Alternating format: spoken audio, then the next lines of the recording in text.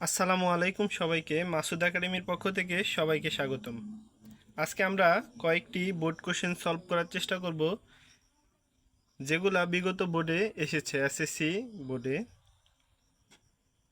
তো আমাদের আজকের টপিক হচ্ছে অ্যাসার্টিভ থেকে ইন্টারোগেটিভ এবং ইন্টারোগেটিভ থেকে অ্যাসার্টিভ। তো আমাদের প্রথম যেই অ্যাসার্টিভ সেন্টেন্সটি লিখেছি এটা এসেছিল দিনাজপুর বোর্ড 2016-তে। এটাকে এখন আমরা ইন্টারোগেটিভ করব। তো অ্যাসার্টিভ থেকে ইন্টারোগেটিভ করার জন্য আপনাকে কোনো অর্থ জানতে হবে না, অন্য কোনো কিছুই জানতে হবে না। শুধুমাত্র আপনি অক্সিলিয়ারি ভার্বগুলা যদি চিনতে পারেন তবেই হবে।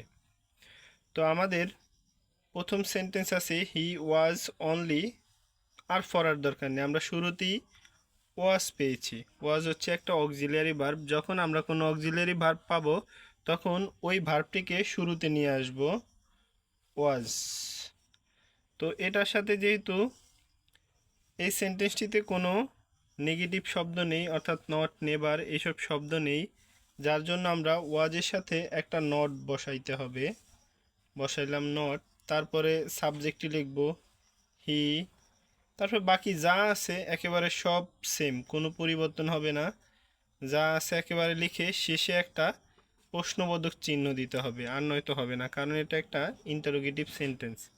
আর ইন্টারোগেটিভ সেন্টেন্স মানেই একটা প্রশ্নবোধক চিহ্ন বা ইন্টারোগেশন সাইন ব্যবহার করতেই হবে আমাদেরকে।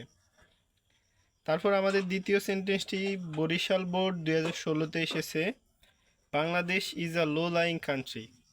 তো এত পড়ার দরকার নেই, এর ভিতরে আমরা শুরুতেই পেয়ে গেছি ইজ, একটা অক্সিলিয়ারি ভার্ব। আর একটা অক্সিলিয়ারি ভার্ব থাকলে ওই ভার্বটাকে আমরা সেম আগের নিয়মে শুরুতে নিয়ে আসবো ইজ। তারপরে যেহেতু কোনো নেগেটিভ শব্দ নাই, যার জন্য আমরা একটি নট ব্যবহার করব। তারপরে সাবজেক্টটি লিখব বাংলাদেশ, বাংলাদেশ। তারপরে যা আছে সব একেবারে যেভাবে আছে লিখে দিব, এ লো লাইং কান্ট্রি, শেষে একটা প্রশ্নবোধক চিহ্ন দিয়ে দিব। তো এভাবে করলেই আমাদের অ্যাসার্টিভ থেকে ইন্টারোগেটিভ হয়ে যাবে। তো আমাদের 3 নম্বর সেন্টেন্সটি আছে ইন্টারোগেটিভে, করতে হবে অ্যাসার্টিভ। আছে who does not know the consequence of tsunami.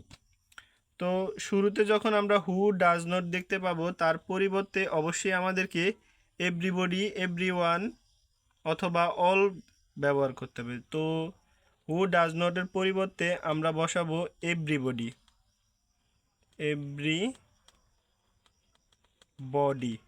আর যেহেতু এদিকে ডাজ আছে, ডাজের জন্য ভার্বের সাথে এস বাই এস যুক্ত হয়, তো নোর সাথে যুক্ত হবে এস, এভরিবডি নোস।